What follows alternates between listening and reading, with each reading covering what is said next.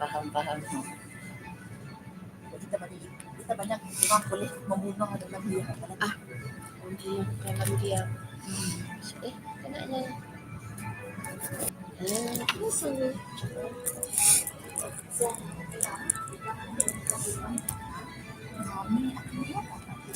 Macam ni? Kami akan MC. Masih ada MC dalam kan? Sekarang ni.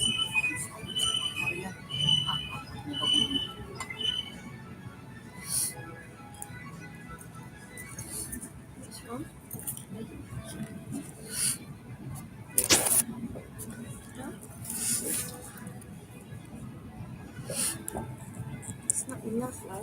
Can I see all of them?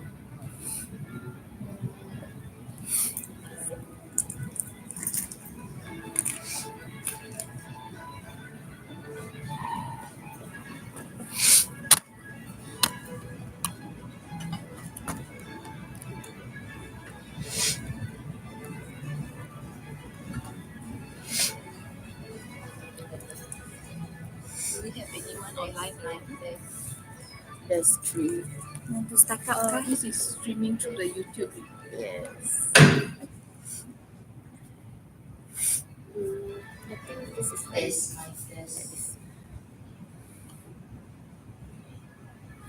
Yeah. I think I can just put on the chairs lah. This one I don't know why is it.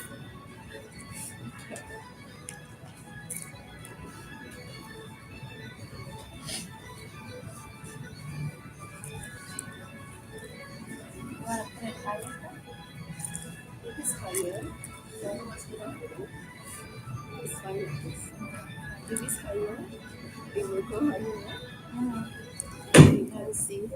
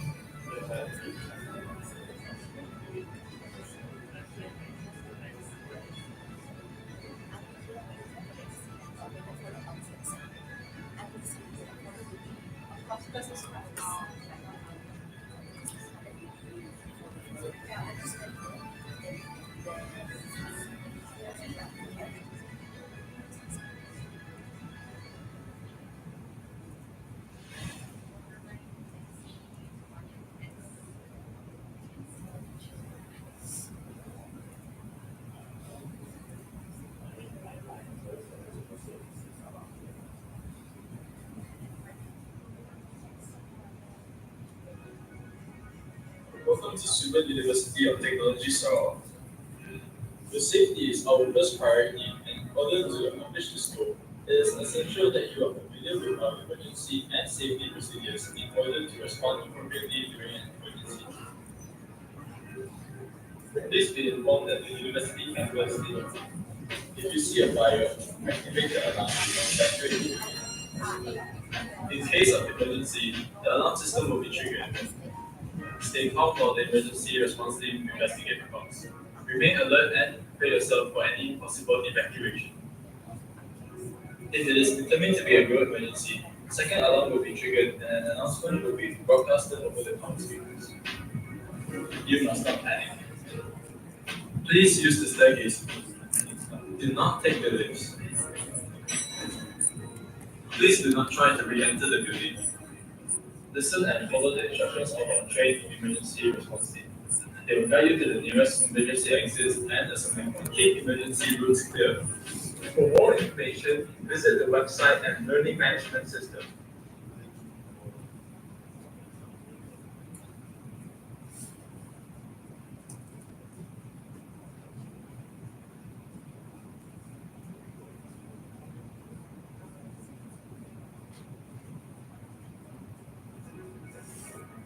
Welcome to Swinburne University of Technology, Sarawak.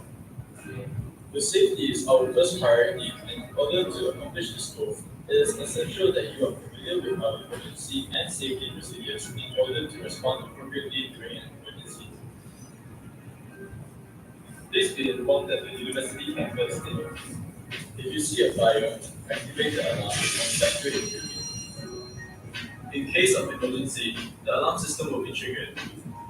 Stay calm while the emergency response team investigate the cause. Remain alert and prepare yourself for any possible evacuation.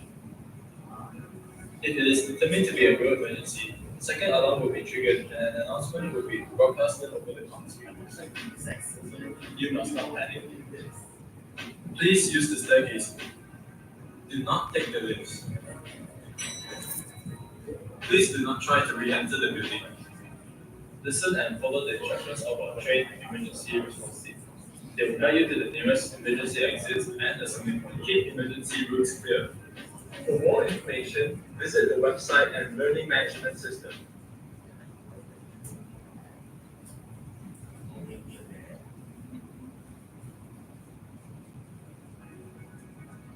Welcome to Swinburne University of Technology, Sarawak. Your safety is our first priority, and in order to accomplish this goal, it is essential that you are familiar with our emergency and safety procedures in order to respond appropriately during an emergency. Please be informed that the university campus if you see a fire, activate the alarm and evacuate immediately. In case of emergency, the alarm system will be triggered.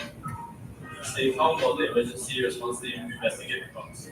Remain alert and prepare yourself for any possible evacuation. If it is determined to be a real emergency, the second alarm will be triggered and an announcement will be broadcasted over the comm speakers. You must not panic. Please use the staircase. Do not take the lifts. Please do not try to re-enter the building. Listen and follow the instructions of our trained emergency response team. They will guide you to the nearest emergency exits and assembly point. Keep emergency routes clear. For more information, visit the website and learning management system.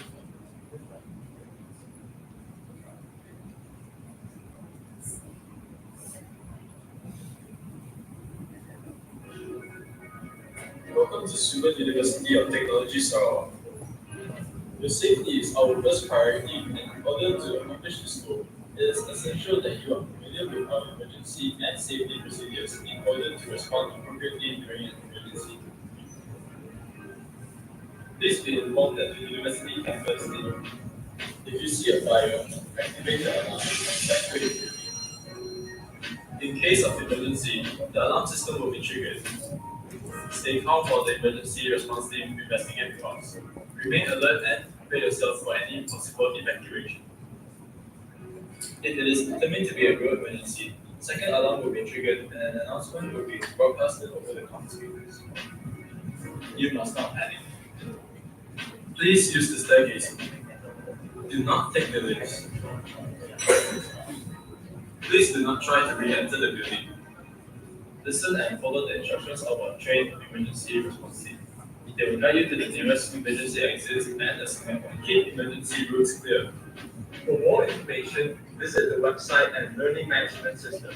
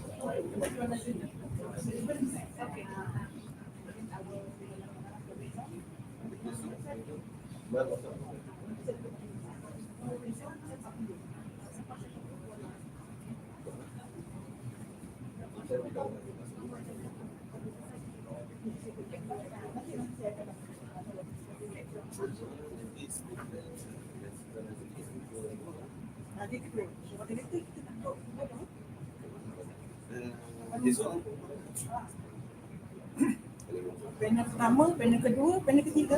Boleh? Ada macam tu kan?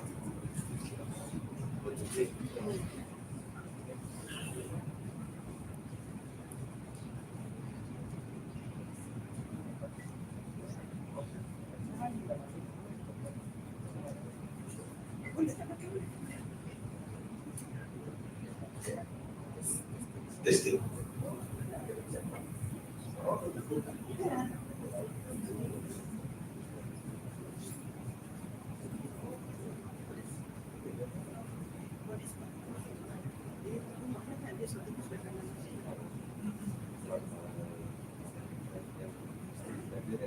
Dia tak ada. Yang datang tadi. Dia start sendiri.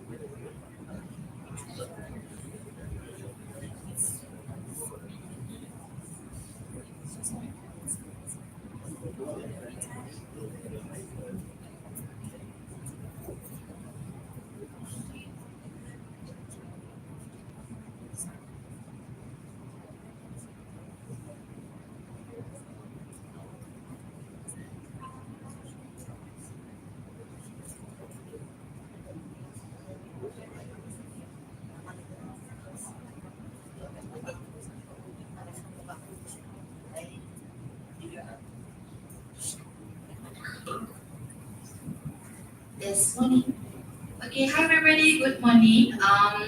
We are expecting to start our session at 10, so now still waiting for arrival for the rest of the participants. So I shall start the housekeeping role in few minutes time. Thank you so much.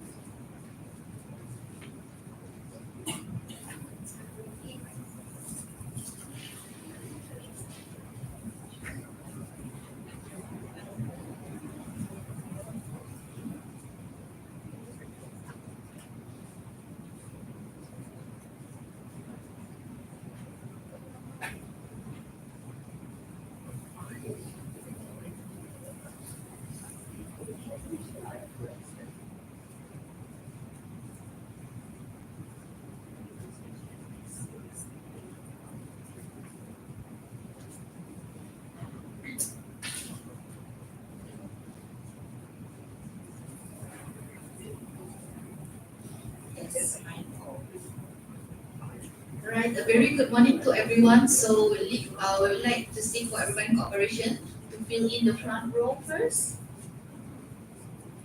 It's very much appreciated. Thank you so much. We have like a few spots left.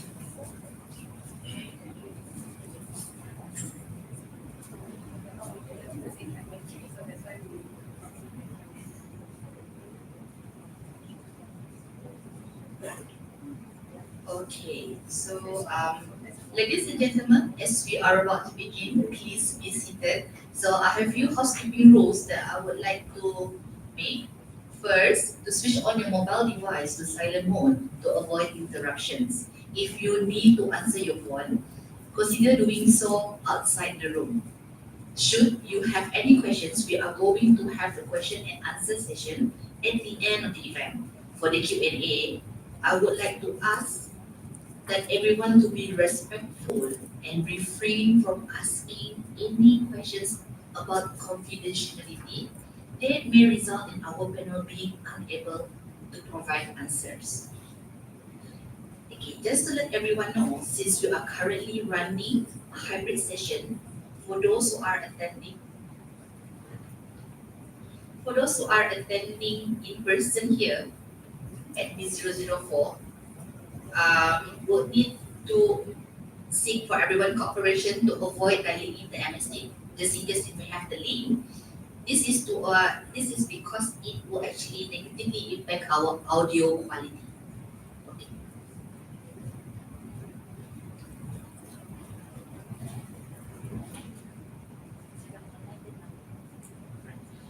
As for those attending or tuning in with us via online, which is via MS Teams, you are to ensure your mic is on mute all the time and switch off your camera. During the Q&A session, you may post your question in the chat and we will read them later. Everyone's gracious cooperation is greatly appreciated. So we shall wait for our VIP to come in. Then we will formally start. Thank you.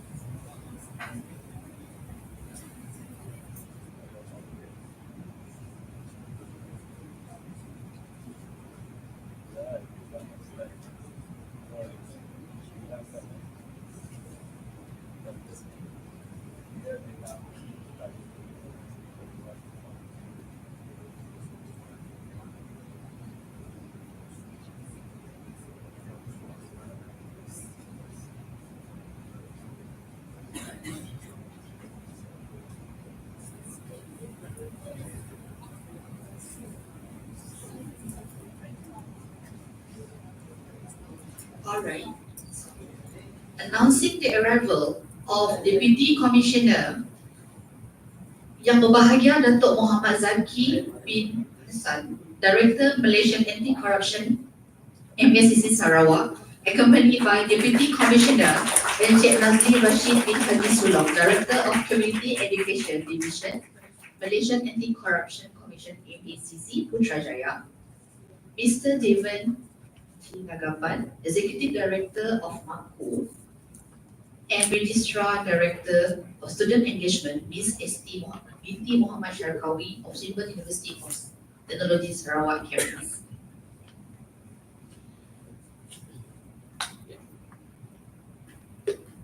Assalamualaikum and a very good morning to everyone. My name is Siti Asha Maulad Jainuddin, and it is my pleasure to welcome you here to the International Anti-Corruption Day 2023, Uniting the World Against Corruption Forum. Before we moving on, we shall start with the Negara Pusong and also our national anthem. Our Sarawak national anthem, which is Ibu Pertiwiku. With that, I would like to invite ladies and gentlemen to stand up.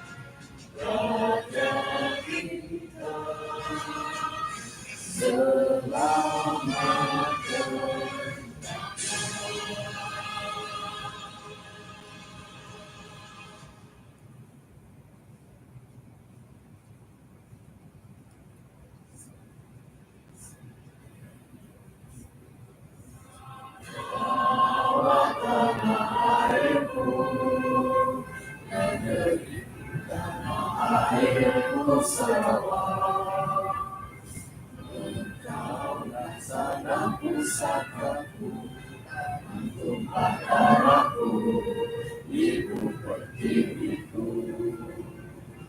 Rakyat hidup mesra dan bahagia, damaimu hibah sentiasa. Bersatu berusaha berbakti untuk Sarawak ku cintai. Sarawak dalam periksa, amanah rahmat Tuhan Maha Esa.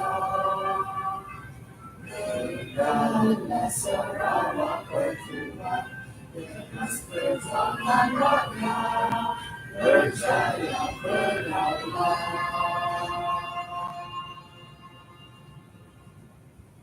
Alright, thank you. May be seated. Before moving on, let us begin with the recitation of dua that we led by Abdul Rahman bin Abdul Jabbar.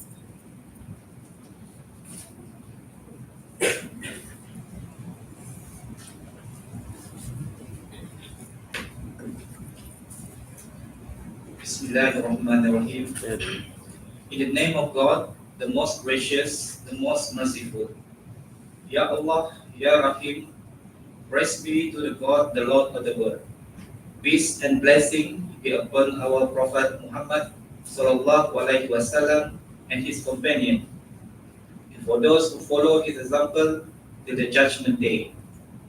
Allahumma ya Allah, on this blessed morning, in conjunction with the International Anti-Corruption Day 2023, we beseech thee and grateful towards you in favor of all the infinite blessing to us, your humble servant, to live in safe and prosperous life. We seek your blessing for flawless progress of this event from the beginning till the end. We seek your guidance to steer clear of events that would detrimental the progress of this event. Ya Latif, Ya Rahman, please bless us with your taufiq and hidayah. Please guide us to greatness, peace, glory, and prosperity in this world and then hereafter. Make us a responsible intellectual. Granted us with a valuable knowledge that will be beneficial to mankind in order to gain your mother fillah. Make us your righteous servant that follow your command and neglect the sinful act. Please forgive us for our wrongdoing. Ya Munzilal Barakat, bestow peace to our beloved country, Malaysia. Preserve us from any threat and disaster, neither man-made nor natural disaster. And to you, Ya Allah, we ask for security and prosperity upon us, our leader, and our country. Bestow patience in us in order to face the challenge from you. Please accept our deeds and please reward us accordingly. Rabbana atina fid dunya hasanah wa fil akhirati hasanah wa qina azabannar. Wa sallallahu ala sayyidina Muhammad wa ala alihi wa sahbihi wa barik wasallam. Walhamdulillahi rabbil alamin. Thank you. Amin ya Rabbal Alamin. Okay. Without further ado, please welcome Ms. Esti binti Muhammad Syarkawi, Registrar and Director, Student Engagement of Swinburne University Technology, Sarawak Campus for her welcoming speech. Ms. Esti.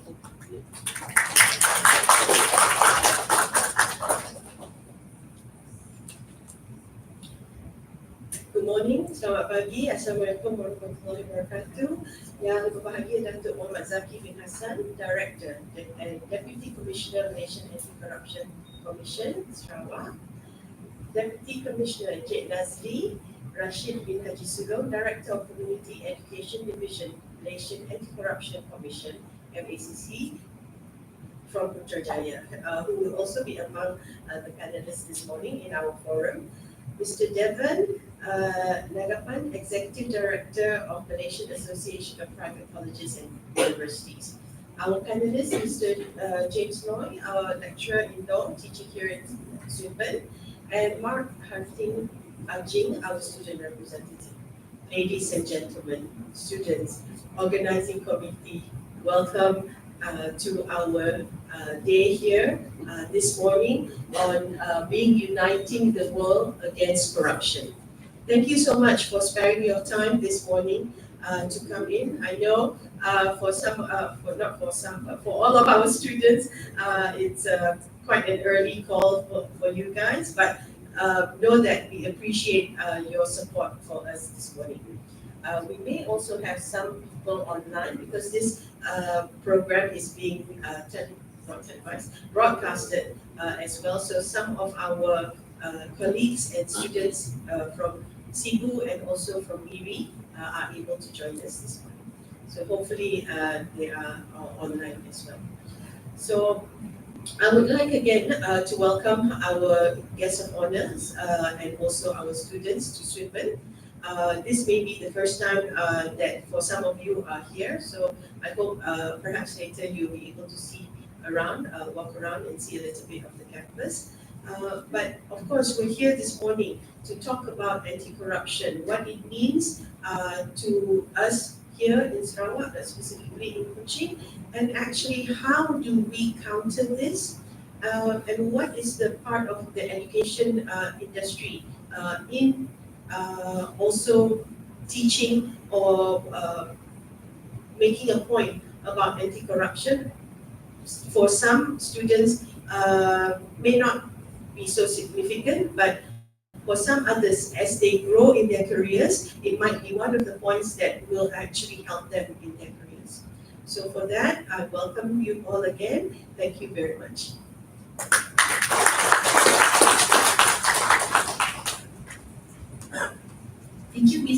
for your welcoming speech.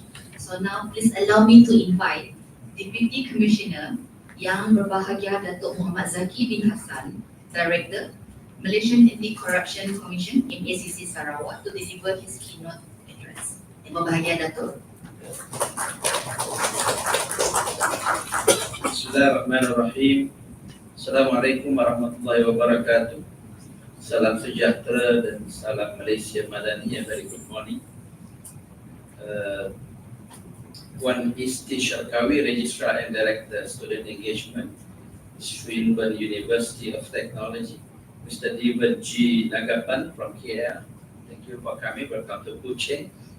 Executive Director of Malaysian Association of Private College and University. Deputy Commissioner Tuan Nazli Rashid bin Haji Sulu, Director of Community Education of MACC Putrajaya. Also welcome to Kuching, sir.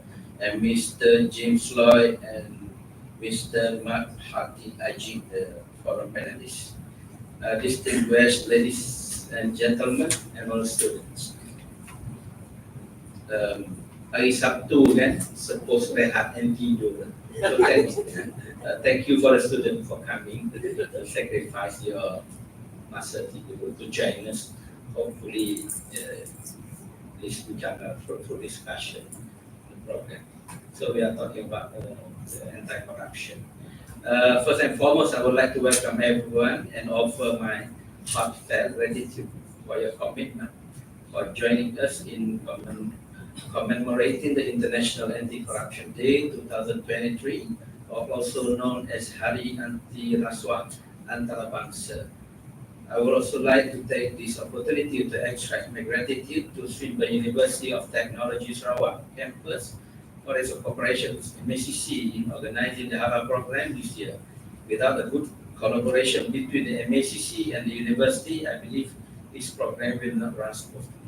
Every year on December 9th, International Anti-Corruption Day is celebrated to raise awareness of the need for a corruption-free society.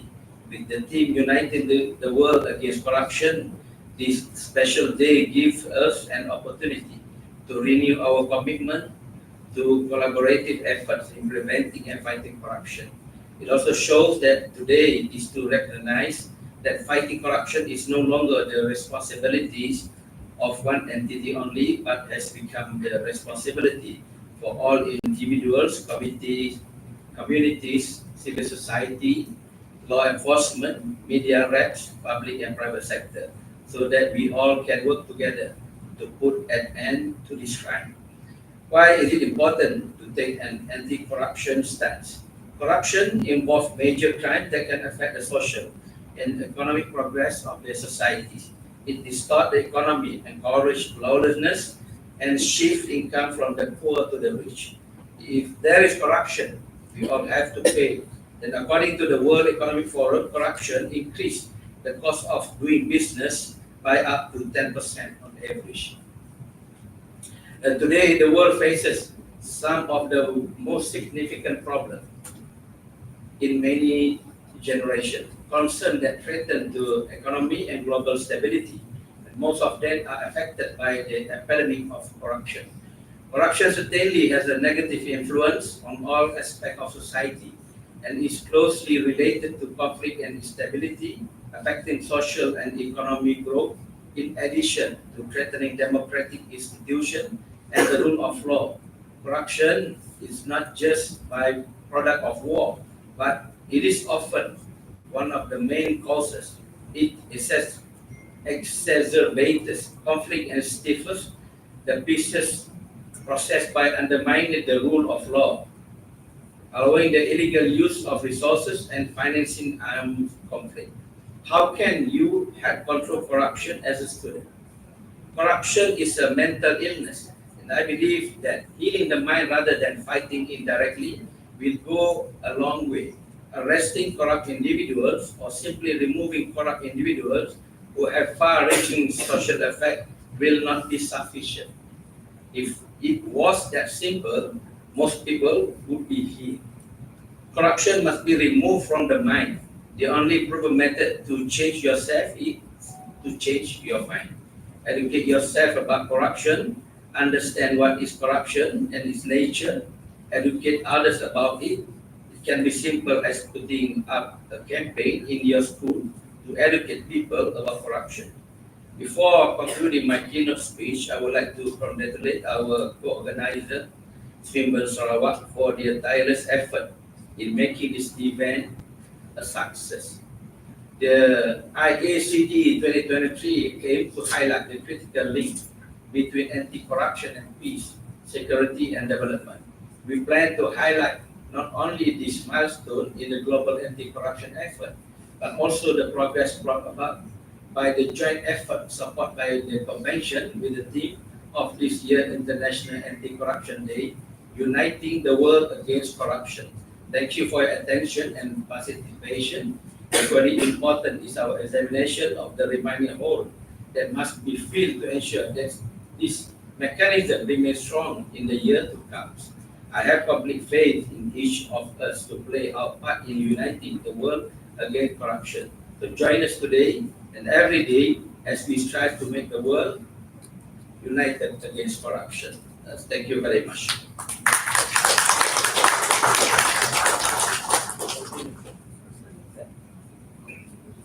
So,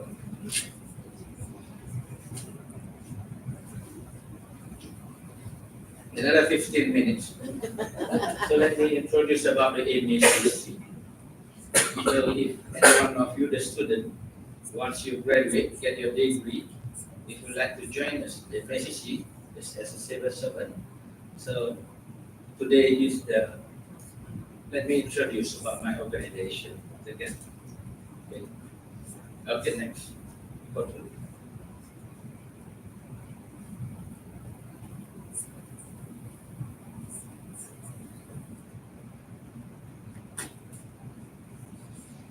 MACC, we established since 1967, and formerly known as the ACA, Anti-Corruption Agency, that later transformed to MACC, Malaysia Anti-Corruption Commission, 2009. Our main function is to combat the corruption and abuse of power. We're not the police, but our main job is to do the investigation job. We're not focused on the hardcore criminal, we're more to economical criminal, and we're more to white-collar criminal. That's what MACC is for. The next. Then, next. 16 states all over Malaysia, operating in 16 states, and 21 branches. And in Sarawak, we have another 4 branches. The Kuching at the headquarters. We have branches Cebu, Miri, Bintulu, and Limbang. And next. This is the function of the MACC. Our main function. The first thing is the function of the MACC is to receive a complaint for the public regarding to the corruption case and abuse of official. So another complaint, another criminal, hardcore criminal, then that's the police job. We focus on the corruption. But of course, MACC, we still have a policy, no wrong door policy. If you have anything, you want to have a discussion, you love to have discussion with us, then if one will come to our office and have a discussion. Again, then later on, we send the complaint to another agency. And the second is to conduct the investigation. Then investigate about the case. And the third role is to provide consultancy and advisory service to the improvised system. And the number 4, we to educate and foster the community supporting corruption. What we are doing today is the number 4. Engage with the public, with the student, and make a campaign awareness about the anti-corruption. And next. What is corruption? Corruption is receiving or giving gratification to do something related to his or her official duty. Then, So when you join as a workforce, you have authority, then all the receiving or giving, when it relates to your official duty, then considered as a crime, as a corruption. Then next. Nama-nama lain, bunga emas, tribute, border, punching, that under counter money, coffee money, counting, clincher, hush money, and then next. Okay, this is the form of corruption. It's not only about money, it's everything, but gift, bonus, service, discount, collection, wages, everything under the sun. Okay, next. Okay, this is the four main offense. Then, soliciting, accepting, offering, giving, false claim, and abuse of public condition for gratification. Okay, next. Next. Okay. The first offense is soliciting or accepting bribe. Okay, next. Okay. Mathematics lecturer receives bribe. Okay. I hope none happened in here.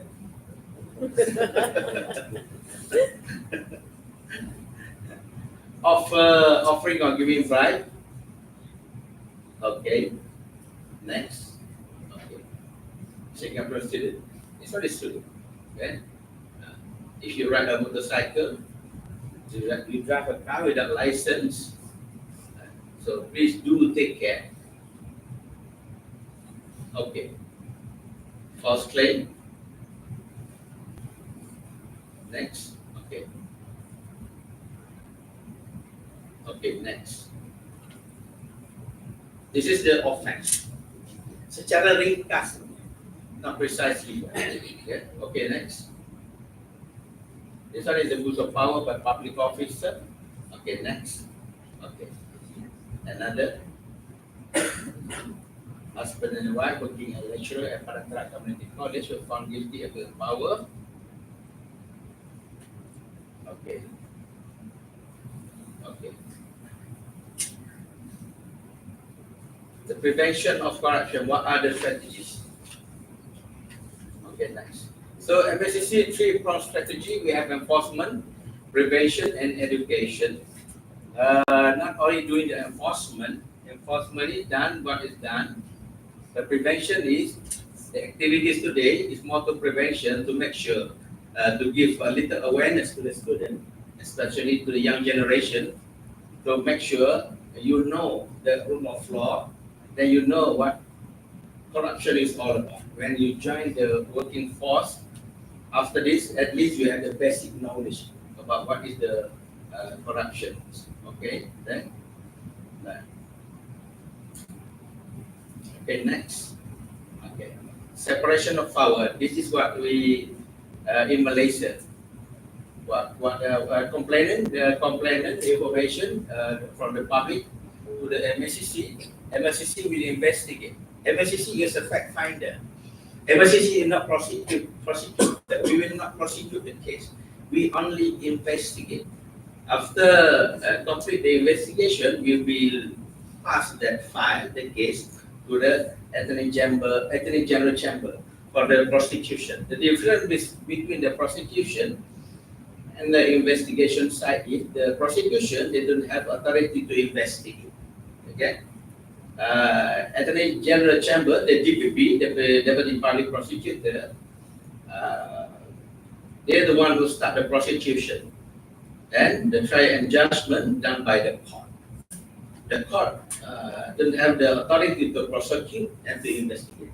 That's even by the separation of power. That's what happened in Malaysia. Okay, next. Okay, here's the statistic.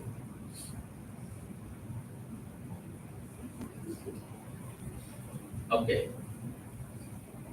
Prevention.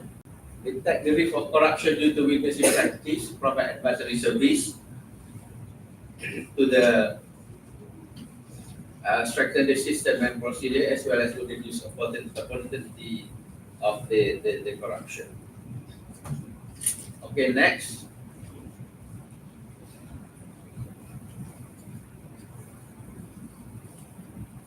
Okay. Okay, next.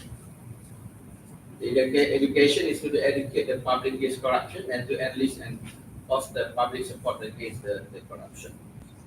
Okay. That's what we do. Say no to corruption.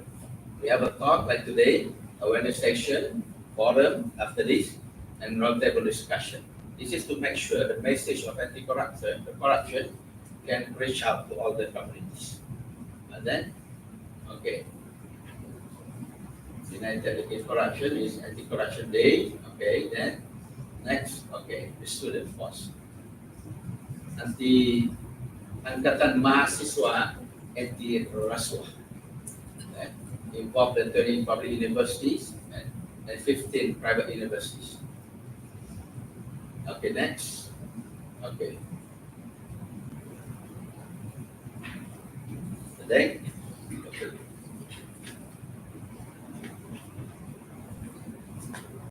Okay. I have only 30 minutes to just basic as a basic knowledge. Okay, then. Okay. How to report to the ABCC? This one the most important. Just in case you have any problem, you want to have a discussion with us, this is how to reach us. Okay. Come to our office or contact anything, send to or send an email and we did our personal water or send a letter to people box without stamp. Okay. So contact any message officer. Okay. Then, okay, thank you very much. For 30 minutes. That's all I can do for 30 minutes. I hope it will not exceed the 30 minutes. Going to 30 minutes. Okay, thank you very much.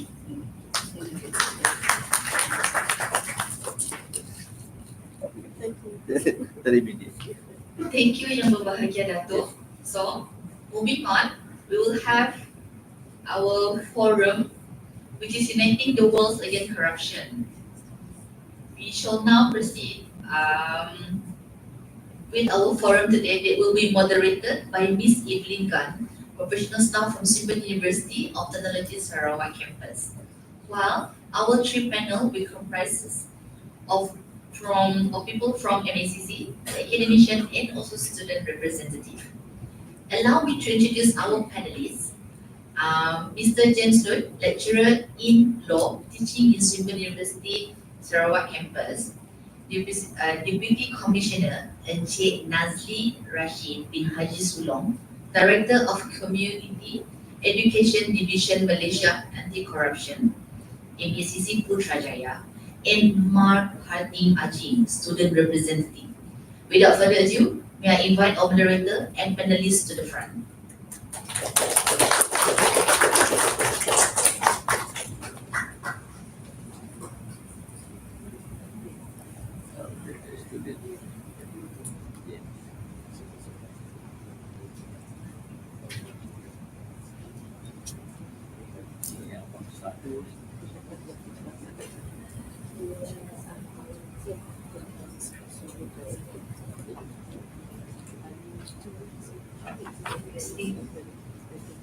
Okay, good morning everyone. So we are now at the forum session. So indeed, tackling corruption requires collective action and it's everyone's rights and responsibility. So especially as students, you may not now at this point be giving or even be taking bribes, but you will find that probably what you're experiencing could be a consequence and an impact of corruption. So it is indeed a very important issue that we all need to be aware of and need to learn to take action on. So this year is very special. In line with the theme of Uniting the World Against Corruption, MACC has actually chosen students at private higher and learning education institutions as the main target audience. So the goal is to actually create awareness of the risk of getting involved in these corrupt practices, to understand what are the challenges, because it can be a very big temptation, especially when you go to the workforce. And so we are very honored today to be able to have three inspiring and experienced panelists to share their views with us.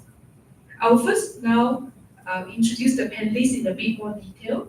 So on my left here, we have Mr. James Lloyd, who is the lecturer in law from Swinburne, Sarawak at the School of Foundation Studies.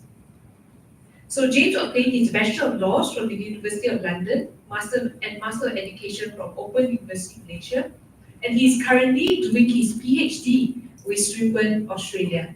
James has vast experience in the area of ethics and integrity, and is a founding member of the Swinburne Sarawak Research Ethics Working Group, which is a subcommittee of the Swinburne Australia Human Research Ethics Committee. Apart from his service on the subcommittee, James is also an ethics advisor to researchers at the Swinburne Sarawak campus. And next, we have Deputy Commissioner Tuan Nazli Rashid bin Haji Sulo, the Director of Community Education Division from MACC Putrajaya. So welcome to Kuching and welcome to Swinburne Sarawak. And other than serving with MACC, he has vast experience in the area of integrity as Chief Integrity Officer seconded in various government agencies over the past 9 years. These include Department of Agriculture, Immigration, and Health Ministry. And last but not least, we have Mr. Mark Harting Ajit, 21 years old civil engineering Swinburne Sarawak student who enjoys deciphering structural complexity. So apart from studying, he enjoys rowing and badminton, which allows him to demonstrate teamwork and perseverance. In fact, he played an important role in leading the Swinburne Sarawak team to recent success in the International Dragon Boat Regatta 2023. Mark is committed to facing obstacles with zeal, fostering ongoing development and making a positive difference. So there we have, ladies and gentlemen. And so thank you very much again to our panelists for spending time to share their views with us.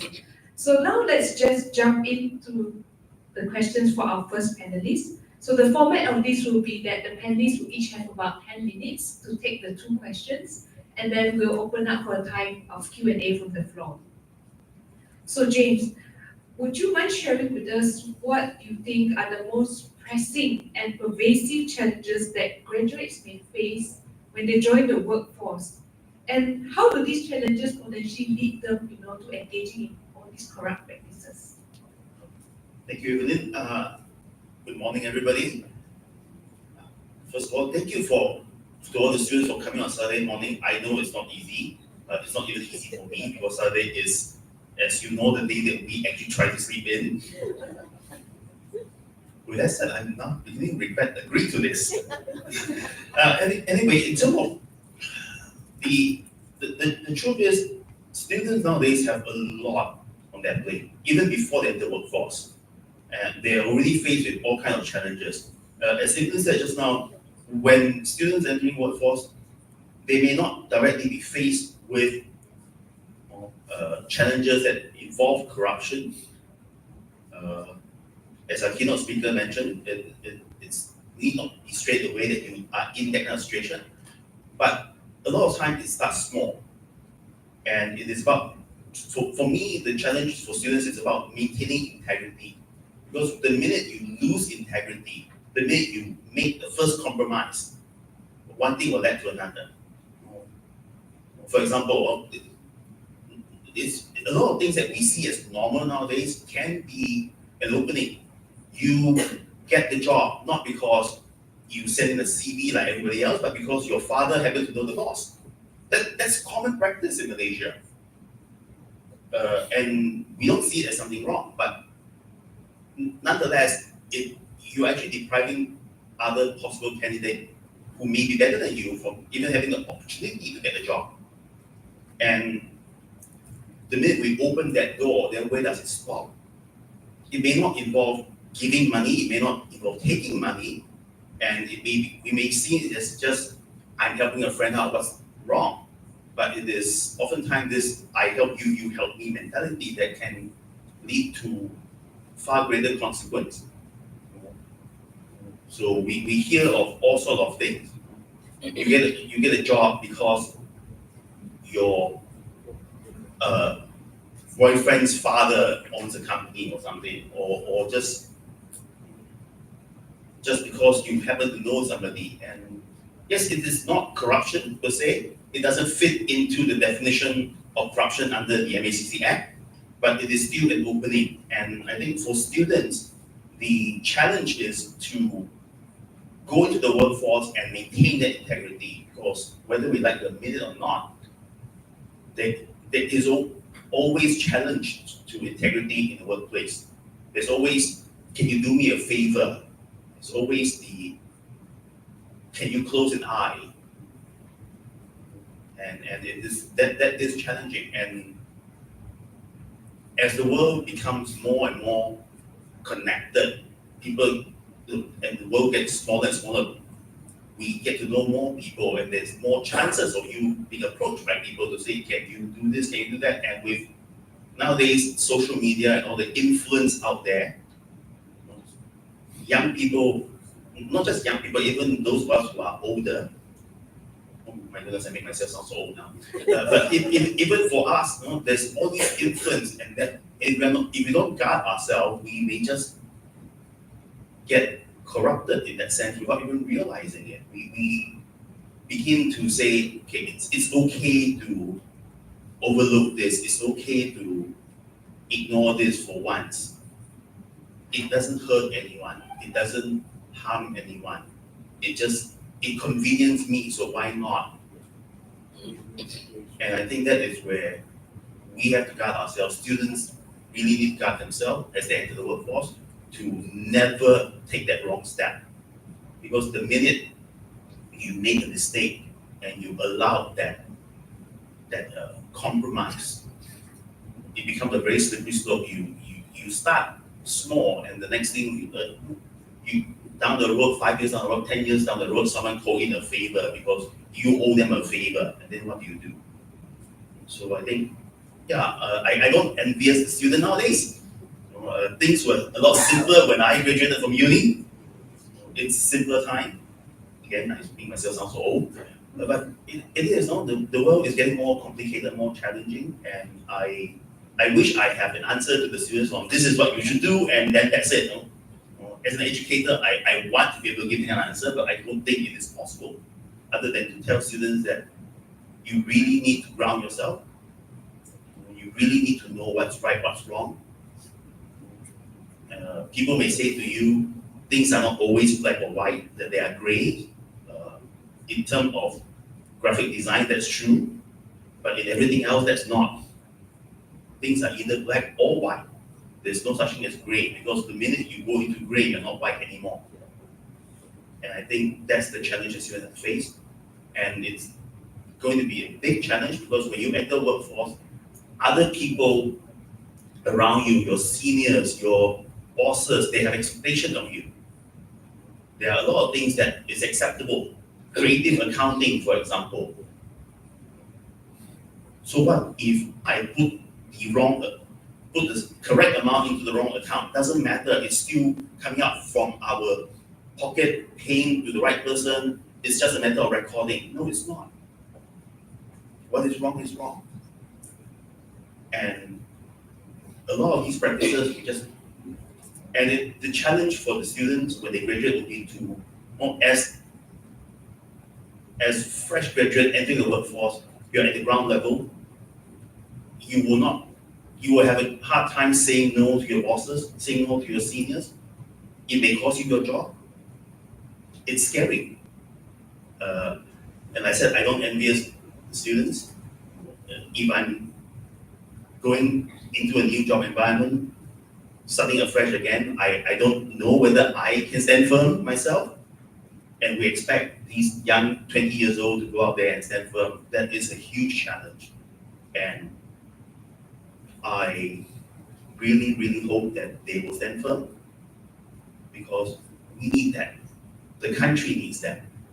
So, I hope I have not scared off any of the students, but you have a hard road ahead of you. But I believe that as long as you hold on to your integrity, you hold your head up high, and you make sure that at the end of the day, you make decisions that will allow you to sleep peacefully at night rather than live comfortably during the day, you'll be okay. Okay, thank you, James, for your insights. Indeed, that difficult road is hard to go alone, so there needs to be a good support system in place. So next question for you would then be, how do you think the students and the youth NGOs, like we do have the student forces and the clubs, to actually be able to help the students? Still me, I thought we're going to go around, okay? It's okay, go panel by panel. Okay, go panel by panel, after which I can rest up. Yes, so you can rest. Like I said, it's not easy, and you will face challenges. You'll face demanding seniors, demanding bosses, demanding clients, and not to put down anyone's parents. You might even have parents give you pressure. It's okay. Everybody else is doing. Why are you being so stubborn? Just make life easy. Compromise. No one gets harmed. And it's you will need people around you that will be supportive, and they may not be easy to come by. So for students who are here, whether you're joining us live or here physically or online, the fact that you are here means, I hope it means that you realize that there is a need to be aware, there is a need to guard yourself. So I encourage you to find friends who could hold you accountable, just as you hold them accountable. I was very, let me share a bit from my own experience. I'm very fortunate to have a group of very close friends from university. We were members of the same religious group. And until today, we still keep in touch. It's been over 20 years since we left law school. Some of us are in legal practice, some of us, like me, are in education. And we all face challenges in our life. There's always time that we were asked to compromise. I was even once approached by parents and said, not by Swinburne, just to clarify, I was once approached by a parent who said, look, can you just give my kid 2 more marks so that they can pass? No joke. And at times it's very hard to say no. In that situation, there wasn't even anything being offered. It's just a pleading parent, crying their eyes out, bleeding hard and all. And it's difficult to say no, but you need to. As sorry as I felt for the parent, I had to say no, and I felt really bad after that.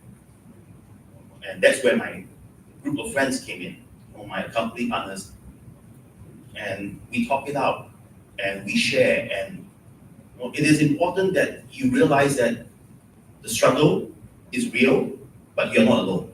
Oftentimes we look around us like, he's doing it, she's doing it, they are doing it, I'm alone.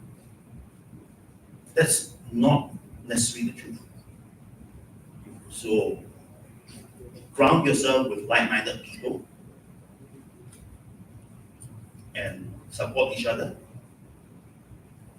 whether it is in the form of a proper club like what MACC have set up in various institutions, or even if it's just your fellow friends who you know are people of integrity, or your seniors, your lecturers, your parents, assuming you know you can trust them. Because like I said, sometimes parents will be the one that has to compromise, sadly true. Not to blame any parents, but they were brought up in the similar system as well. And it is up to the next generation to break that cycle. And you just have to be strong, and you just have to stand firm, you just have to support each other. Because the minute someone is willing to stand up against something that is wrong, then it starts. At first it may be just 1 or 2, but if you can stand firm, then others will join. And we will see change. It will be slow, it will be hard, there will be time that you feel like you want to give up. there are times when you may be questioning yourself, like, why am I so stubborn, so refusing to budge? But eventually you will see that it's worth it. So how do youth, young people face these challenges? First of all, they need to support one another. They need to be there for each other, to hold each other accountable, to remind each other the need to stand firm. That may be as simple as telling your friends, do not copy from ChatGPT for assignment, which is a real thing nowadays, as the world evolves. Or it may be as simple as telling your friends to, or reminding your friends to study for their exams. Hold each other accountable, even with the small things, and that's where you start. Corruption doesn't happen overnight. You don't go from being a fresh graduate to accepting millions to your bank account overnight. I don't think anyone dare to be that brazen in committing crime from a nobody to hardcore criminal overnight. The same with anything else. You hold each other accountable and you start small, and you hold each other accountable for the small things, and eventually you would find yourself stronger. You will find each other with a stronger support, and hopefully down the road we will see our next generation being way firmer than the previous generation, that my generation have been, in terms of integrity issue, in terms of corruption issues. And I say this with all sincerity, with no offense to MACC. I hope that with the young generation sitting firm, there will come a day when MACC will find themselves out of job. Because that will be a wonderful Malaysia to have. And I believe that our young generation can do that, as long as they are willing to stand firm. So I don't have a solution on how young people can combat corruption, because that is a huge question. But I believe if every one of our young people would be willing to say, I will do my part, and they're willing to say, I will support my friend in doing their part, then there will come a day when we will not be needing to promote International Anti-Corruption Day, but will be celebrating corruption-free world every day. So young people, please, our generation has failed you, I will admit that, and I hope your generation will do better. Thank you. Okay, thank you very much, James. So that leads on to our next question for our next panel, Deputy Commissioner Tuan Nazli. Perhaps could you share with us what strategies does MACC have in place to involve and engage students in the fight against corruption? Bismillahirrahmanirrahim. Assalamualaikum warahmatullahi taala wabarakatuh. Good morning, very good morning. Salam sejahtera. Yang bahagia Datuk Zaki, Director of MACC Sarawak,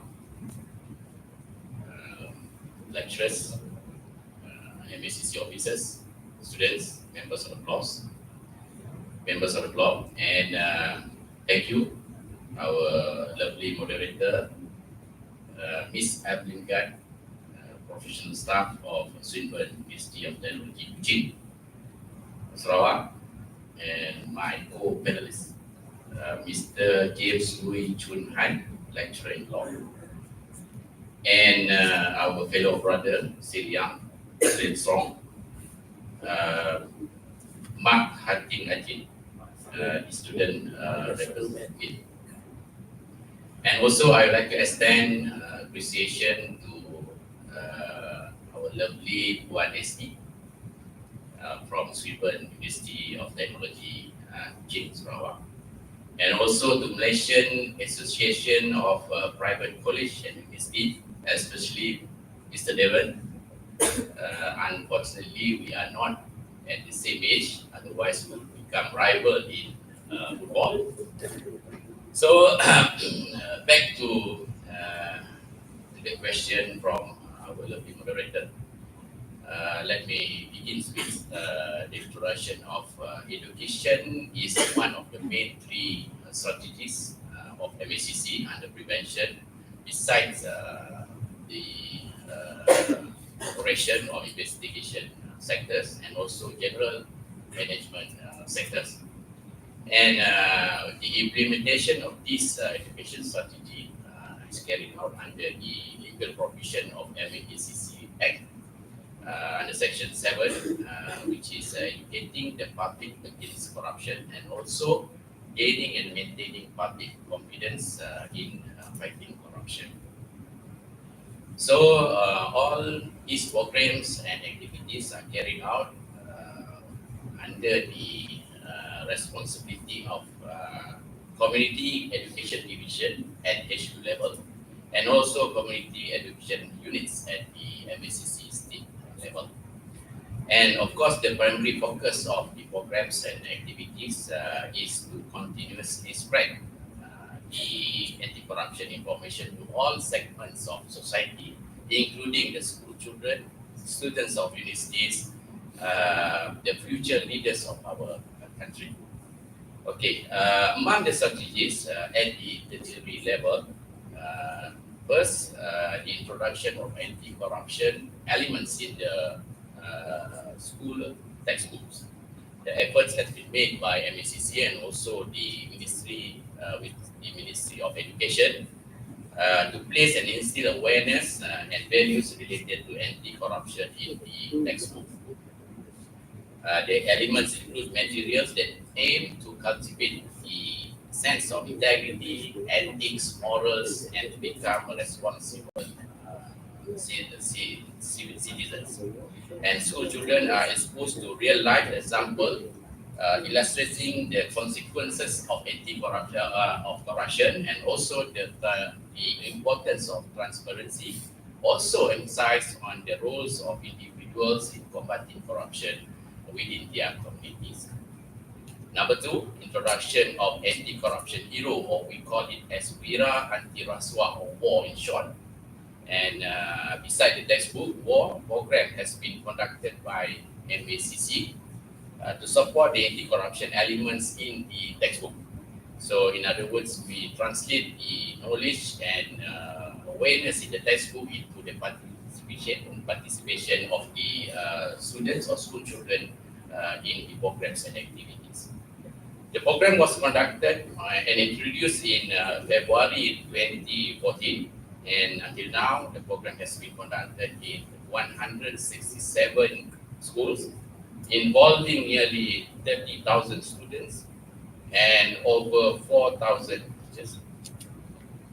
And the example of this program in 2022, we have conducted a war poster competition, and the selected posters from the competition has been included in our 2023 calendars.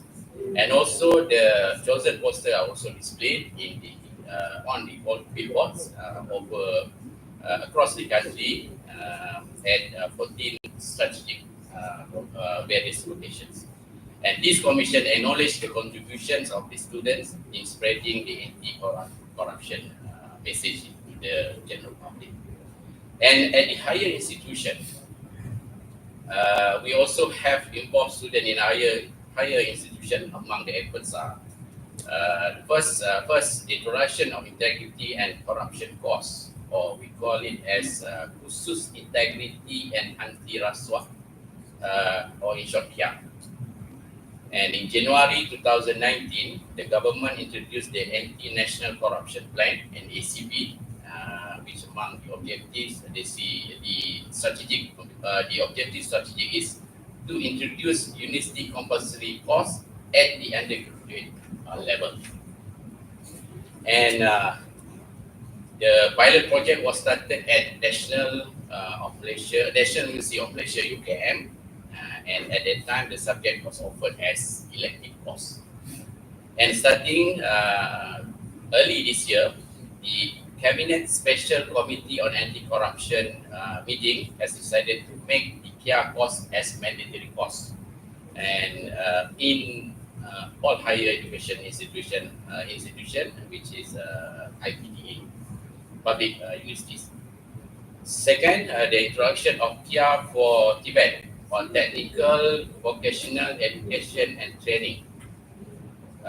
We also conducted this KIA Tibet so that students from this stream are not only exposed to skill but also exposed to knowledge on anti-corruption. There are 12 ministries that have Tibet training institution in Malaysia, and since its introduction in July 2021, Sabah State Department of Human Resource Development was the first training institution that implemented KIA Tibet, and followed by Ministry of Youth and Sport KBS starting this year. Number 3, we call it as COP Anti-Corruption Students Volunteer Course, or Kor Sukarelawan Anti Rasuah, or SWA in short.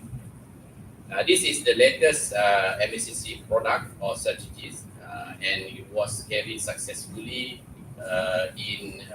with the cooperation of University of Sultan Zainal Abidin, UNIZA. The difference between KIA and KOSWA is that KIA is in the curriculum and KOSWA is in the co-curriculum, which carry in the form of uniform body in the university, such as Palapes and course 6, if I'm not mistaken. Yes, get it. Okay. And student this is the advantage, one of the advantage of COSWA. Student who successfully completed their session up to semester 4 will be certified as Certified Young Integrity Officer. And on 14 November last month, 2023, for the first time, a total of 24 cadets of COSWA UNIZA were announced as the first group of YIO, Young Integrity Officer in this country, thereby become the icons of young integrity in assisting the MSCC in spreading the anti-corruption message. Number 4, the anti-corruption student force, which was, as we mentioned by Datuk Zaki now, or Angkatan Mahasiswa Anti Rasuah AMAR. In the non-formal education sector, MSCC has introduced this at the beginning.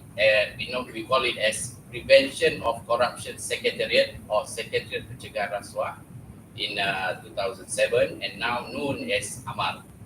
It is an association or formation of undergraduate movement to spread the anti-corruption message on campus. And until now, there are 117 AMAR all over Malaysia, and members of AMAR are considered as volunteers who conduct anti-corruption forums, dialogues, talks will help in fighting corruption. So the main objective of MSCC in implementing this program is to continue spreading the anti-corruption message to the public, the students, encouraging them to build and uphold the principles of rejecting corruption, and most importantly, they should never compromise with such behavior. Okay, thank you very much, Tuan Zaki. I think Tuan Zaki answered very comprehensively as well on the second question, but maybe Tuan Zaki, do you mind to share a bit, how I think all the initiatives you've shared ensure that the students really have a strong foundation, but when the temptation for corruption really comes, what are some of maybe MSCC's efforts, maybe through the Young Certified Integrity Officer that you mentioned, because that's when they really are in the workforce. How do they help to really make sure that they are grounded? Well, as our Chief Commissioner said, that this is a new product or a new strategy to invite students to join our what we call as COSWA. Then to differentiate between our product or our strategy, between the available uniform body in the campus. So I can say that it carries some weightage or acknowledgement to the YIO in terms of entering the work market, the working environment, and not to the extent that there is a guarantee that they have the job, but also it's, that you have undertook the program and you were certified as the YIO. So it comes to our mind that you have some knowledge on anti-corruption efforts. Thank you. Thank you very much. Thank you, Commissioner Tuan Nazmi. So now let us hear from the student representative himself, Mr. Mark. After hearing all the keynote speeches from Yang Berbahagia, Dato' Muhammad Zaki, from Mr. James, and Deputy Commissioner Tuan Nazmi, what do you think are the ways that the students can actually support all these initiatives to make sure that we can really be united towards a corruption-free world? Yeah, I feel as a student, the student should be curious.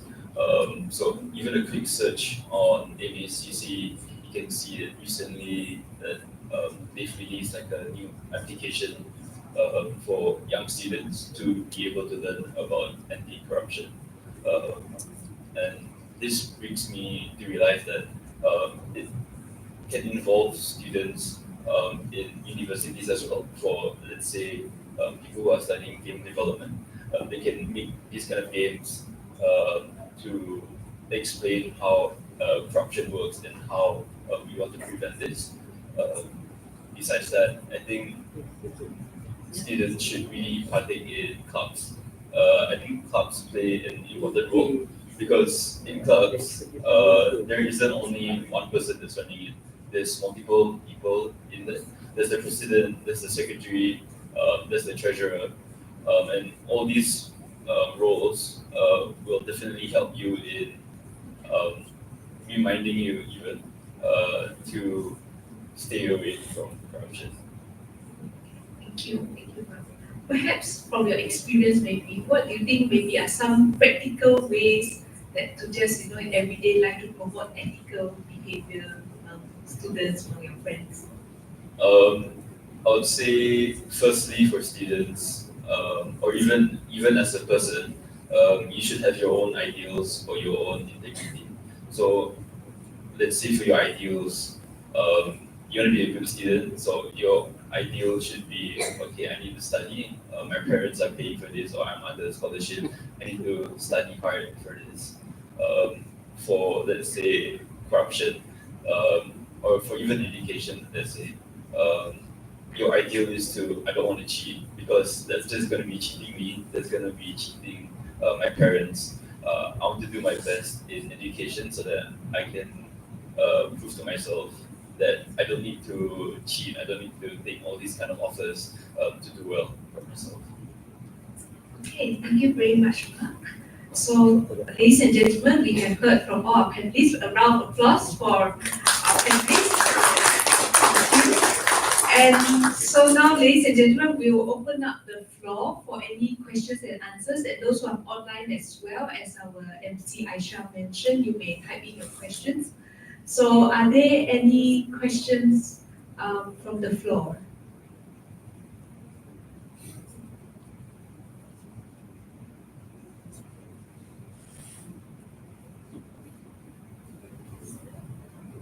Okay, we have one from Miss FP.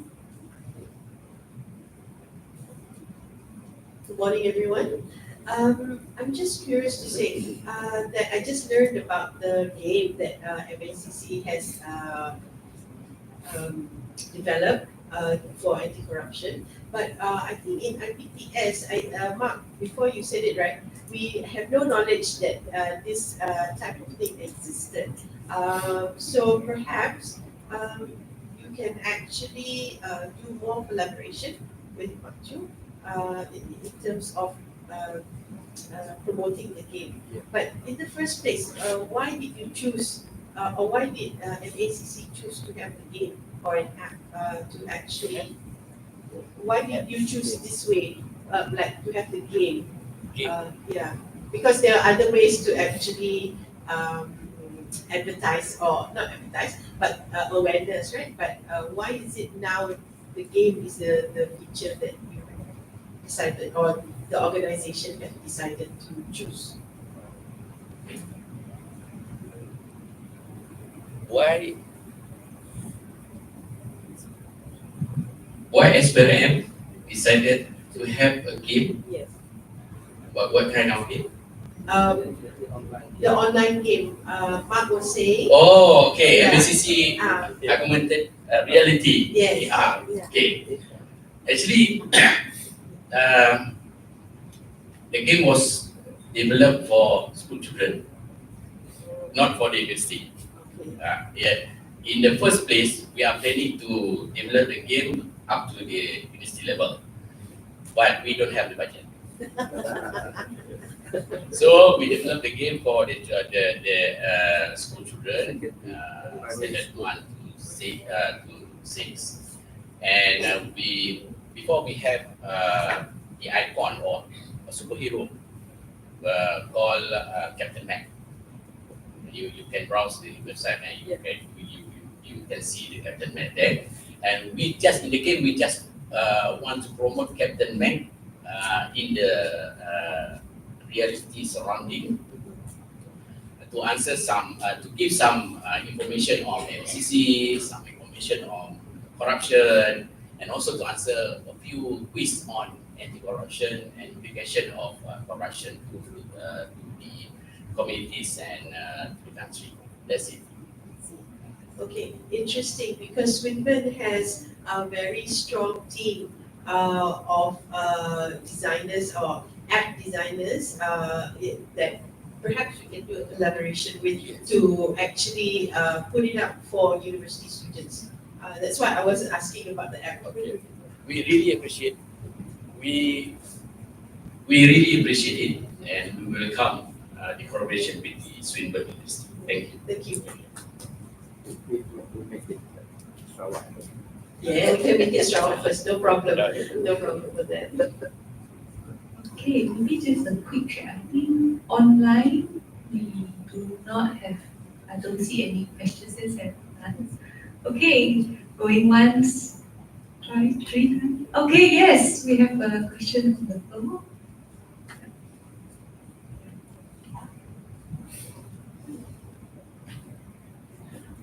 Good morning. I'm a student from Swinburne. My name is Wan. I just want, for all panels, I have one really big questions. We, as a student, right, I believe so, when we entering a workforce later or in the next phase of our life, like Mr. James said, there's a black and white in the world, right? But then we don't have any such experience to know what is black, what is white, and suddenly we turn gray. Okay, in my perspective of a student and a human itself, like don't have any experience on those kind of either it's right or wrong or something that is like regarding corruption and things. I believe that this is also have questions in the students' mindset. How we want to manage the things, like to know what we should do, like to know is it right or wrong, because we know that if we don't do this, there's something happen to us, and if we do this, we don't know it will happen to us. So how we want to really manage this kind of very crucial things in our life, because we like later or not, it will be affecting us also in the next things we done. So my question is how we want to manage the black and white things so that we don't turn gray and so on. So thank you. Okay, thank you very much, Juan, for the question. So perhaps James to start. I wish I can say that it is very easy to differentiate between what is right, what is wrong. there are things that are quite straightforward, like maths 1 plus 1 equal to 2. If someone come and tell you 1 plus 1 equal to 3 and insist that you do your accounts in such a manner, obviously they are wrong. But there are a lot of things that are not that clear, whether we like it or not. And I said, I honestly wish I can give you an answer on this is right, this is wrong, and then that's it. You don't go anywhere in between. But it's never that easy. I have lived more than half my life based on Malaysian life expectancy. That's definitely more than half my life. Again, I make myself somehow. But I still face challenges. There are a lot of times when judgment call really do come into play. And not to sound preachy, but I do believe that one of the reasons I can stand as firm as I have been, and I want to think that I can stand very firm, is I have a very strong religious belief that at the end of the day I'll be judged, and I want to know that I want to be able to say that when the time comes, when the time judgment comes, I will be on the right side. And so for students, I think having a strong religious background is indeed important, at the risk of sounding preachy again, because it is probably the closest thing to a what is right, what is wrong kind of guide. Because if you ask different ones, each one of us will have a different interpretation to what is acceptable, what is not. How far is too far? We all have our different interpretation. But for me, personally, religion can play an important part. And sometimes, whether we like to admit it or not, we learn from mistakes. We overstep without realizing it, or even realizing it, and then hopefully guilt will set in, and then you will realize, okay, this is not right, and I have to turn back. And with that said, it is not so much of what if you made a mistake. Mistake will come. That's how we learn in life. When you enter the workforce, you will make mistake, whether it is just mistake on your work, or even mistake in integrity, or mistake in compromising. When the important thing is when the mistake does occur, when you realize it, you make sure you change. Make sure you learn from it. Make sure you don't make the same mistake twice. That applies to your studies, and that applies even also in life, so that you don't keep falling. I don't know whether that answers your question, but I hope it gives you some ideas.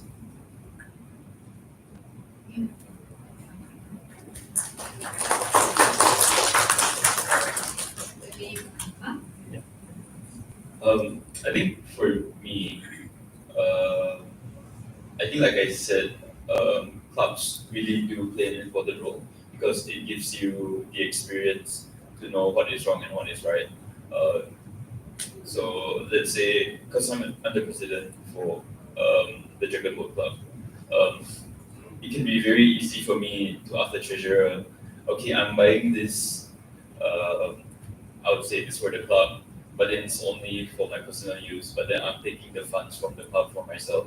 But that's why you also have the treasurer, you also have the secretary to keep you grounded, to know that in a way there's like external pressure for you to like, if I do something wrong, they're gonna find me.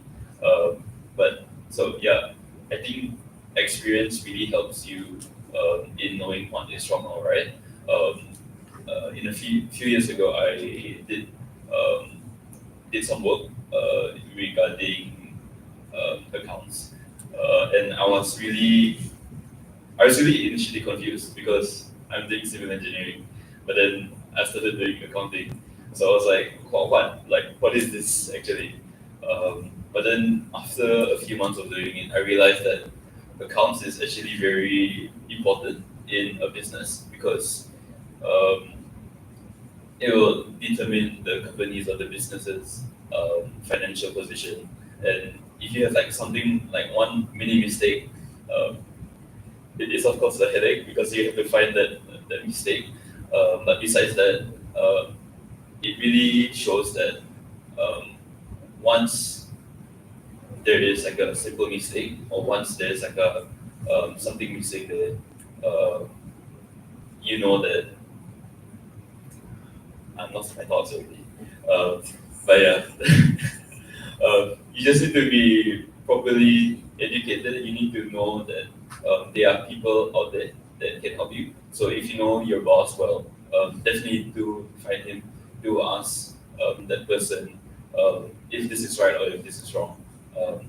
And don't just go to one person as well. Go to multiple sources, and like I believe that you can also feel in your heart that this is right and this is wrong.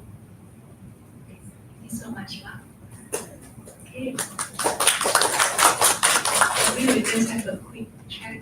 Any final question? Okay, we have one from our MC. Okay, so this is, I'm not sure whether it's being shared or not.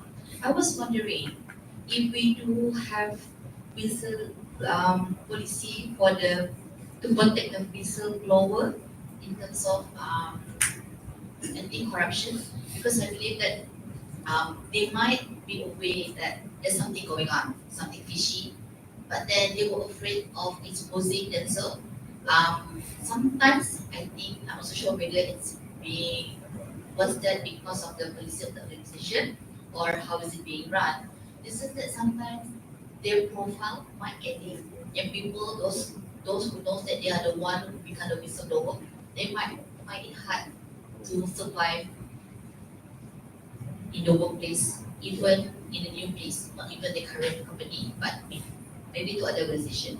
So anyone could enlighten on this part? Maybe Tuan Nasir.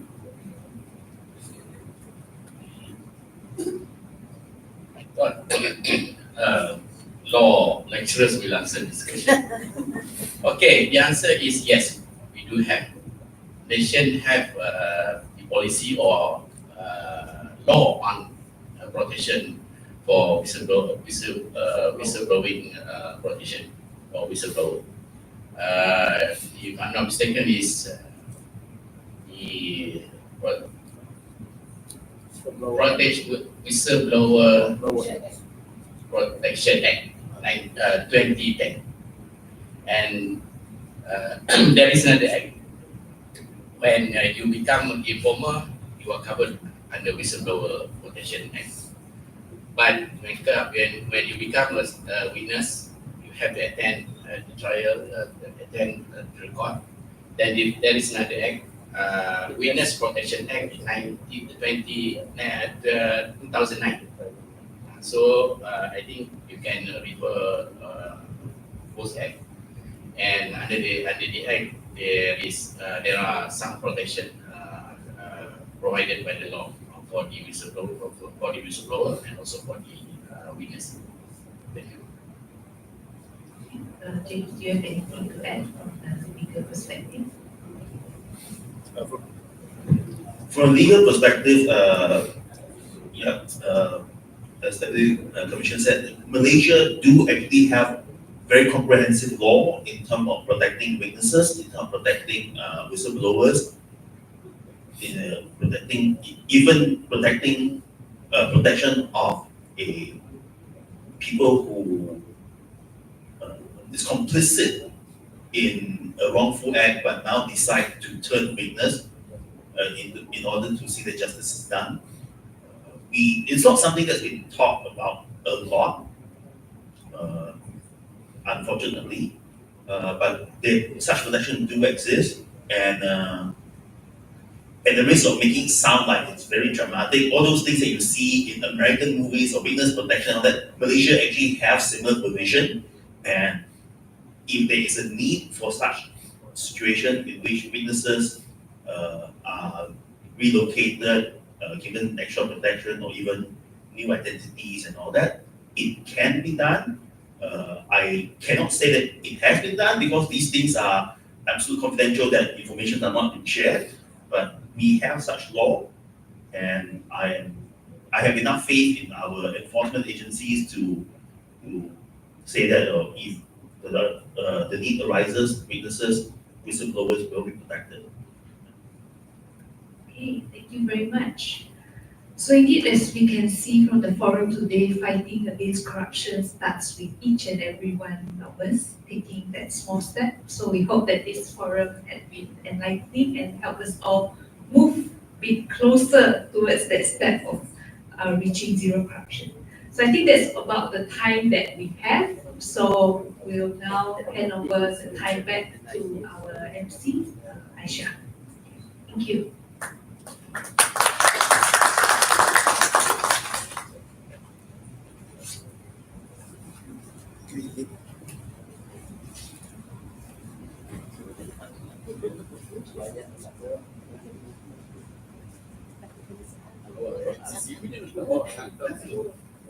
Okay, thank you so much, Evelyn, for the great moderations, and then for the panelists, thank you for good insight. So I hope everyone's learned a lot, and yeah, thank you for enlightening about the Whistleblower Protection Act, because usually we learn it throughout, like those American movie. So like, they get changed to understand and everything, even given a new identity and even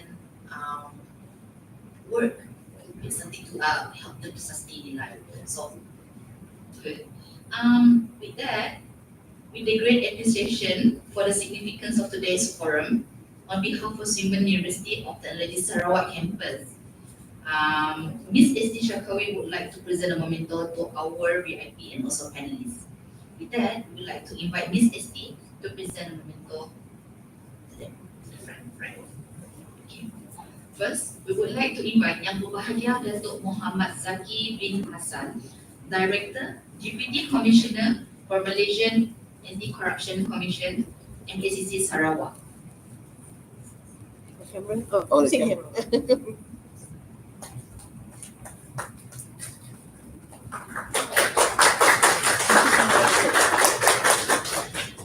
Next, we have to invite Deputy Commissioner Encik Nazli Rashid bin Haji Sulong, Director of Community Education Division, Malaysian Anti-Corruption.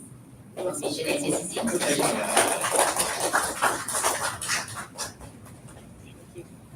Mr. James Lloyd, Lecturer in Law, teaching in Swinburne University, Sarawak campus. Thank you, James.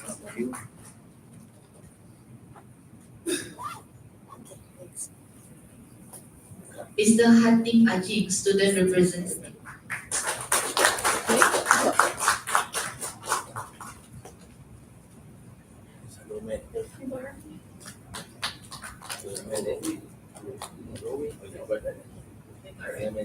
Okay, last but not least, Mr. Devan G. Nagapan, Executive Director of Malaysian Association of Private Colleges and Universities.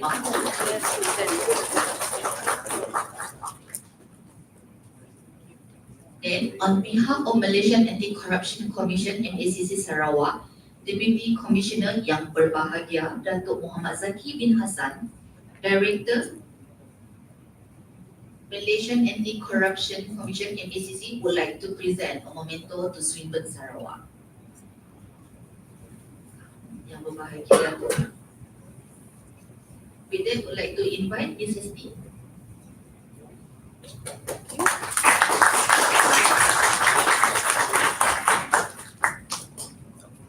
Thank you very much. My cameraman belum habis.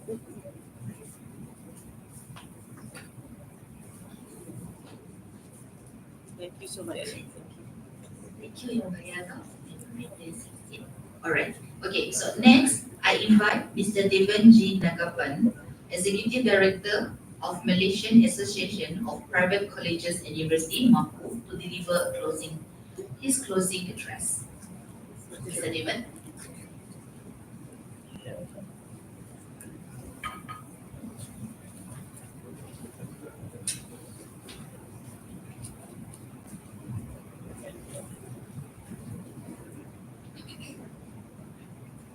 Well, you all have to bear with me for a while before we can go for refreshments here. You students who were partying last night, who haven't had enough time for your refreshments this morning, you still have to hang on for a little while more. Yeah.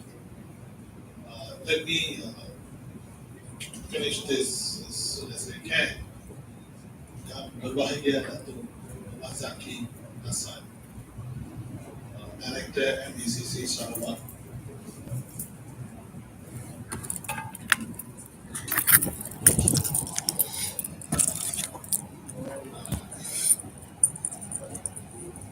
Yang berbahagia Datuk Mazaki Hassan, Director MECC Sarawak. Pak Nazli Rashid Adisulu, Ms. Esti Shakabi, officers from MECC Sarawak, colleagues from Swinburne, and the students who on a Saturday morning have taken time off, especially after busy partying last night, to be here today, right? Thank you. Because at the end of the day, your students were not here, then this entire event would have failed, because it is you that we wanted to reach out. Mazaki, correct, right? Yeah. Now,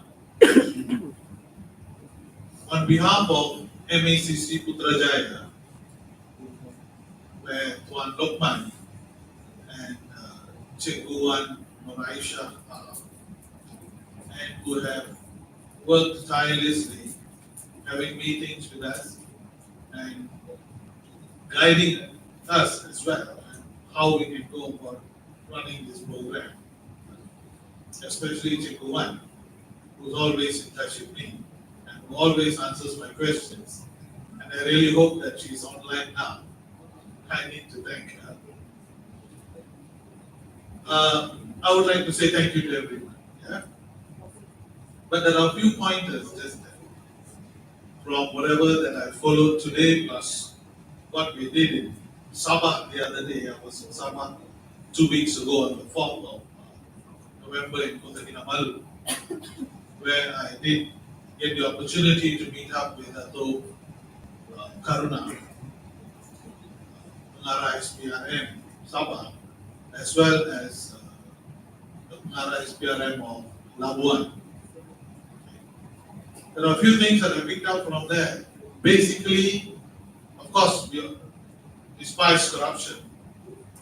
And as Tonzaki explained earlier, it is something that really takes the nation down the drain. And we can just stop it with 3 very simple things. Don't ask. Don't ask for gratification. And if anybody does ask for gratification, don't give. So that puts an end to it. If people don't ask, it doesn't start. If anybody asks, you don't give, it puts an end to it. But then again, the issue is, sometimes you don't ask, but people still give. Therein lies the next problem. So if at all you don't ask, but people still give, then you shouldn't receive. Don't receive. Say no ask, no give, no receive. I think that will put an end to corruption, but it's not that easy. And as Tonzaki said earlier, it is such a serious problem that it is as good as fighting a war. Now, when I studied in Munich, I studied in USM, my first degree is from there. And I first went towards the Minden campus, USM campus, there's this Camp Batuban. Camp Batuban, see something written there, big. Ay hidup, ay melamak. Lagi hidup, ya, lagi melawan. I think that lagi melamak, labak, I think the labak, yeah, applies for corruption today. As long as you all make a pledge that as long as I'm alive, I shall fight corruption. I mean, we are not fighting in the insurgency anymore. Our army is not fighting a serious war, at least not now. Maybe corruption is the war that we need to fight. And the initiatives by MACC, right, taking community education so seriously and coming up with ARA, right, educating students right from primary school, secondary school, and the universities. We believe that it could reach that, maybe, in sometime in the future. It can't be achieved tomorrow or day after tomorrow, just because we have held this event in Sarawak today. But it will be achieved. Let's all work towards it. But then there was something that happened yesterday as I was going back from Swinburne to the hotel. So the taxi driver asked me, he said, "Where are you from?" I said, "I'm from here." And he said, "Why here?" I said, "We are organizing this event." Wherever I meet, I tell them that we are doing this event. When I was in Sabah, I did that. In Sarawak, I'm doing the same thing. He made a comment. He said, "Ya, tapi banyak kes yang disiasat, lepas tu tak dihukum. Kenapa yang MACC tak buat? Tak hukum."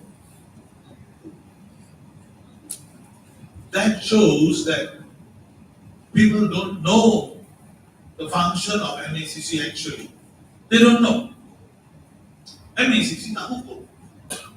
Betul?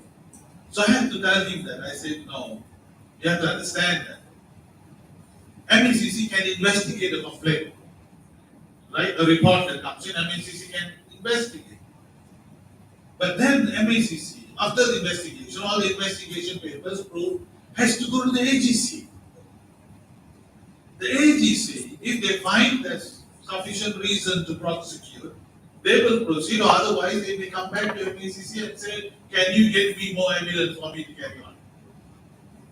And then MACC has to provide more evidence, and if the AGC is convinced that they can continue and prosecute, it goes to the court. Again, it's not the AGC that decides if the person is guilty or otherwise. So these are the checks and balances. I told him it goes to the court. And it's the court that finally decides whether the person is guilty or not and decides on what sort of punishment to be given. He said, "Oh, so maybe community education division has to provide education to the community as well. Yeah, not just to the students." And this I made some pointers here. I think James was a bit worried. He said that I wish I didn't frighten you all to join the private sector. For those of you who are frightened and thinking twice about joining the private sector, please join MACC. Yeah? But already told you, please join MACC. But make sure you don't try to bribe your way in. Yeah? Corruption can only take place when there is power. When you have power to make a decision. When you have power to award a license. When you have power to give somebody a job. When you have power to do something. If you don't have the power, there cannot be any corruption. But then again, power alone is not enough. There must also be an opportunity. Right?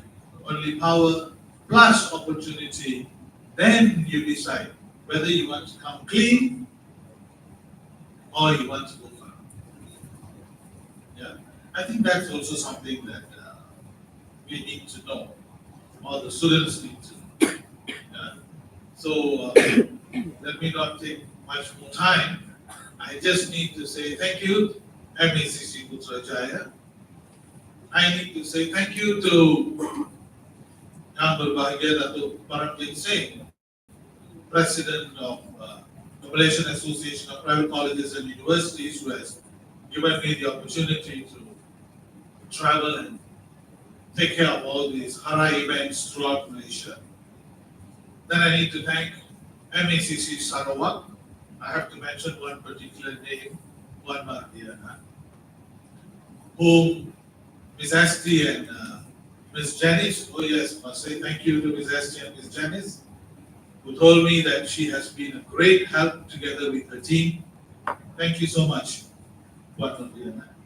And of course, Swinburne. Thank you.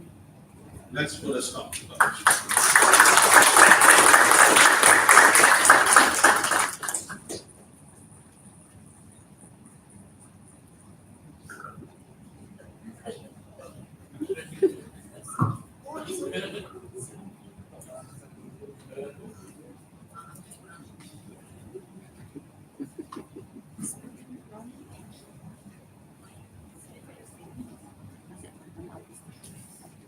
Thank you so much, Mr. Stephen, both for the speech and also maybe there's a thunder maybe with the mic. Thank you. Okay, so with that, um,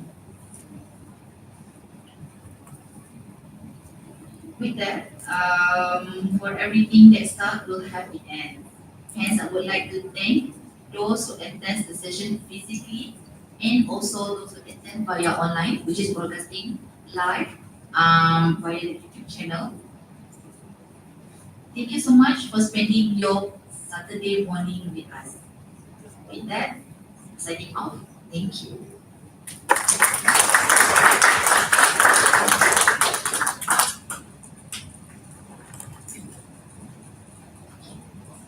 Officially end. So we have end our YouTube channel, virtual part. So now we will continue for the physical part, which is a group photo.